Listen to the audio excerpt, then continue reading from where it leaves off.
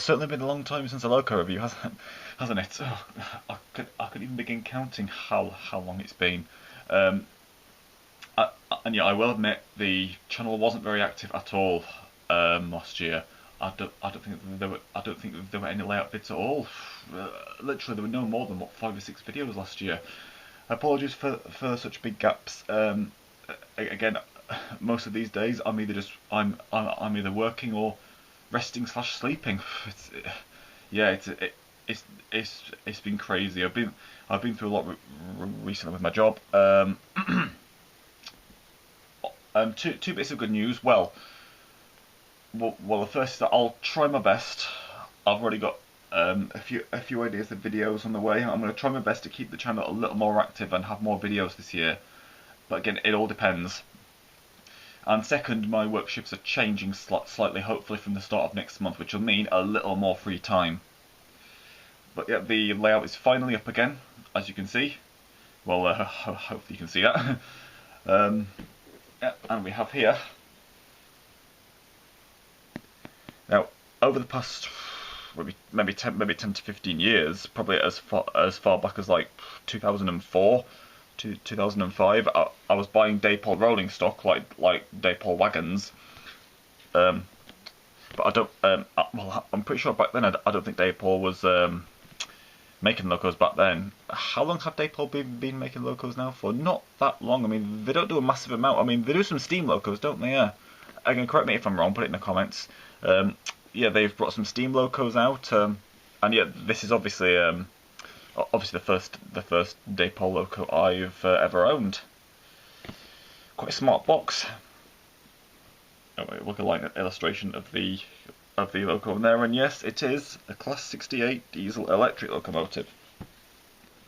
This is in there, just let it come into view. Yep, double O gauge. I like double O gauge there, and well, 176.2 scaled to 0.2 to be precise. Class 68. This one is 68016 Fearless. That's the name in DRS compass. Well, DRS direct rail service, isn't it? And I'm really a fan of Dapol's box. Really smart sort of livery on it. Overall, the loco's already out. She's already on the layout. The box is quite. 2 seconds. Oh, almost there. Come on. It's even worse when the loco's not in it because there's no weight. There's no weight to let gravity do the job as easy. Okay. Well. 2 seconds. Sorry, just the dodgy side bit of the camera there. Yeah. Again, the loco's already out, so we don't need to get the whole thing. But yeah, it's basically exactly the same as Helgen's. If you remember, I own a Helgen high mech. And yeah, just instructions as usual. We all know those, but just like Helgen's, a nice foam part there, and yeah, plastic block of ice tray. Well, I'll explain what that is in a minute. You might be able to tell. Surrounded in a foam casing, it's really tightly fitted in. It's a lot tighter than on Helgen's box. Sorry if the light keeps going funny. Again, we all know it's not the best in this room.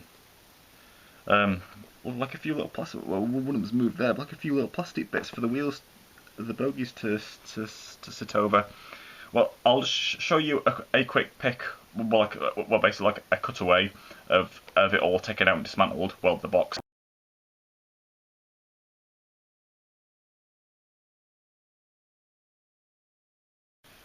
And as for that and that on there, it is. Well, I'll just show you again with another cutaway.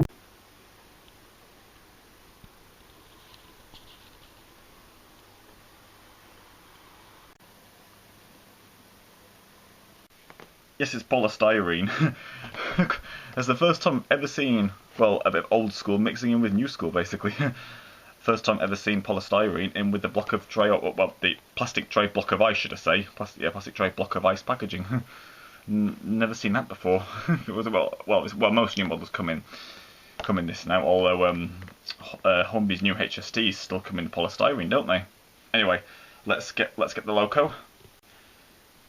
And once again, well, I should be okay. I'm basically doing this review and then going straight to bed basically. Yeah, because I've not long been back from work. And again, I usually start rather unsociable hours. Well, unsociable time. Just doing this review now. Well, it's not too dark and gloomy out there. I was originally playing the review yesterday, but well, for a start, the camera battery wasn't charged, and again, it was even worse lighting. But here she is, and she runs well. She's got lights, working cab light, and obviously tail lights from the other end. And yes, only one coupling on, which is curious, but it's not so much of a massive body. Yes, you do get back in the box there is your usual bag of spare parts, including another coupling, but you obviously have to you obviously, sorry, just bear with me. At least she's easy to hold, and she's fairly heavy as well. You obviously have to take that part off. Some of the models had like I don't know. You see, there's no hole in that one, unlike on the other end. Hole to fit the coupling in. Some of the models that I was looking at, well, to be honest, they were all different prices. Some were more expensive than others. Some did have a hole there in the sort of bottom plough part, whatever it was, or like is it meant to be like a cow catcher? I don't know. Whatever it's called. Some of them had like a gap in for you to fit the. Well, just go on and straight fit the spare coupling in, so you can have a coupling on at both ends, but some of them, including this one, hasn't. Well, I imagine it's fairly simple to take off, but I don't know. I've been thinking to have a look. I don't know, to maybe, have a looking more realistic, at least at one end. I might just leave it off. I'll see. I'll decide. And you also came with what most locos with nameplates come with now. For example, like again, City of Truro, Sir Kenneth Grange. Etched nameplates to place on these ones. Just see if I can get that to focus. Oh, yes, you might just be able to read that fearless there. It is a very small nameplate. Well, it's a fairly small name in there. Oh yeah, and the very smart DRS Direct Rail Service livery all of the wheels as well. Again, those modern disc brakes, and you might just be able to see through that vent there, like. Must be like an engine compartment part there through the side vents. I'd say Dapol have done a very, very good job. They seem to be doing very, very well with their locos. I know this is the first one I've ever owned, but is it some like warning signs, warning stickers down there? Some that says diesel on there. We will obviously the 68s are the diesels, and the 88s, which are pretty much exactly the same. They're the electric versions, aren't they? Are they electric or both diesel and electric? Are they bi-mode like the Class 800s? Where they can run on diesel and electric, or are they just electric? I'm not sure. Put it down in the comments if you know. Oh, and back to the nameplates. These etched ones. They're already on. I didn't put them on. I paid a little extra from the site. Olivia's Trains, which I've bought a fair few locos now from. A few of you might have heard it. I paid an extra. I think it was an extra £10 or £15 to have them put on for you. So they are already on. Very smart indeed. Again, a number there, 68016, and on this one, obviously exists in real life. I mean, I was deciding a little bit on the livery. There was other liveries include Trans-Pennine Express. They look smart in that. A few others as well. I think I even saw a version, a livery. I don't think one exists in real life, but in the old big logo livery with the big Intercity logo on. And to be honest, I mean, yeah, that's a great livery. Obviously, there's they've painted a couple of modern locos in that. Well, there's the 66 in that livery. I reviewed the model of it not long ago, I think, or was it a couple of years back. The 66 looks okay in it, but I'm not sure about a 68 in that livery. Maybe a little bit too modern. I mean, they are very, very modern. I mean, well, although I mean they're not far from. I think the first ones are coming up near 10 years old now. 9, 10 years old, but they're still, I mean, they still look really, really modern. They still look really modern indeed.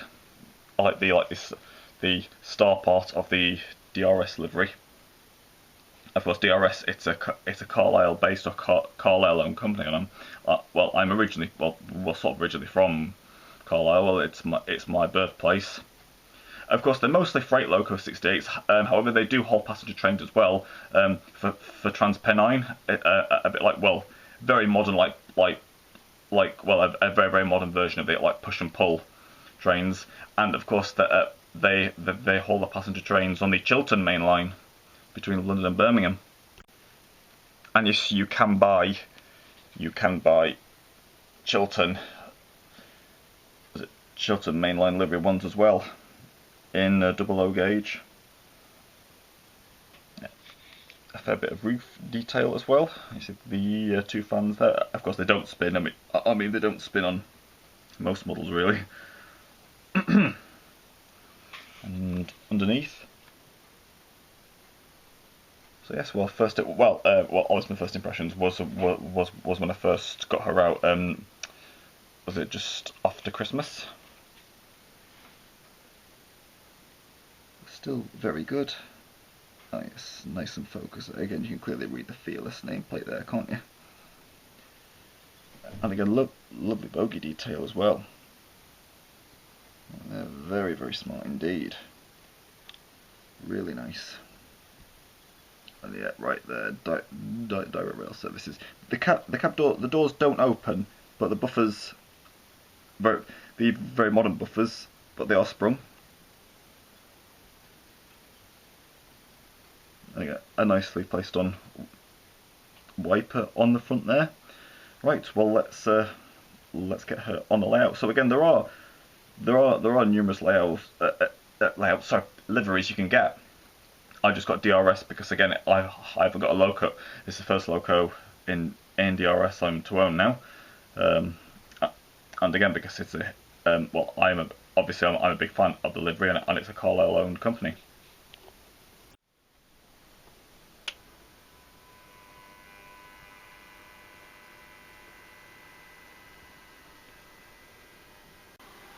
Here she goes.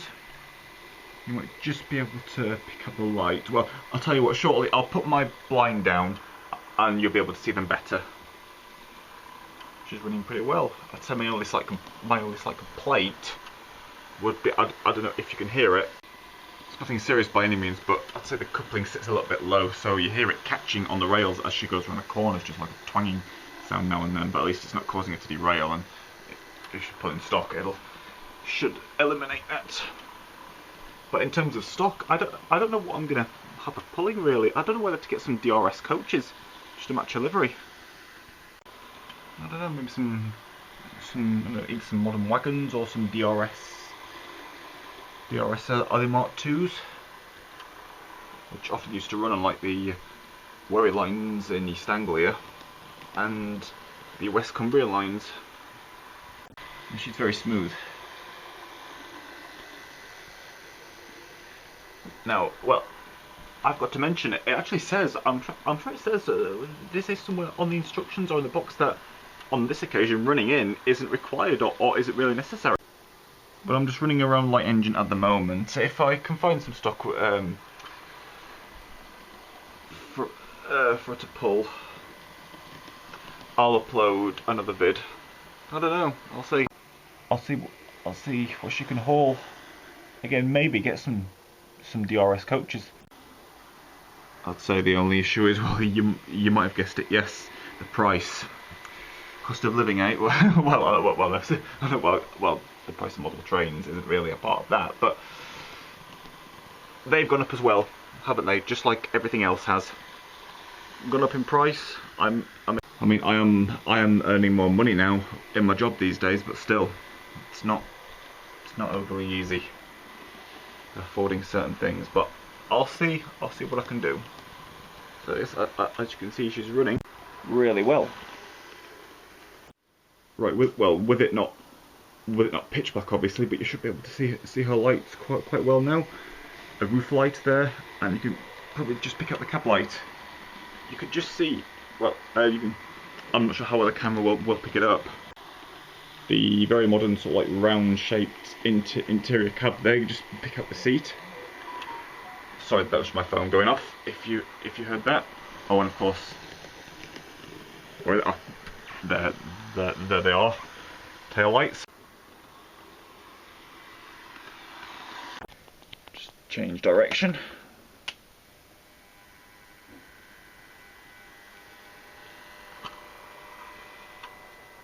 Yep, no problem, although it's actually more pronounced now, or whatever the correct word is, the coupling catching a little bit on the rails. Yeah, it does sit a little bit low. I mean that the fact the floor doesn't run straight in quite a few areas doesn't help either. Oh, I wouldn't say they're quite as bad as the couplings on the Hornby Class 50.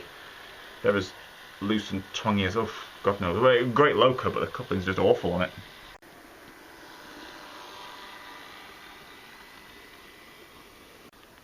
But for the most part, well, I'll be running it this way around. As again, I might keep this end of it how it is. Well, I'll just leave the bottom part on whatever it's called. Well, I'll just still leave it how it is without putting the spare coupling on. Again, just have a look at it a bit more realistic at one end, really. Again, with no gap in the bottom part. And no coupling protruding right through. So, well, again, very impressed so far.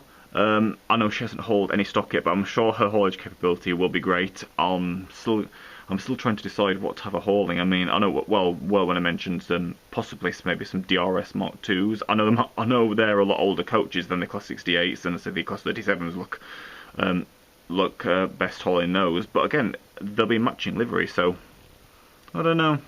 I'll see. But I'm sure you will see her hauling some stock at some point. I'm sure you will. In fact, yes, I'll make sure you will. I'm not always. She won't always just be running light engine.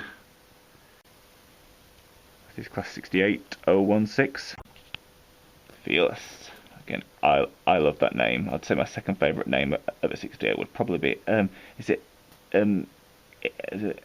Warrior or Intrepid?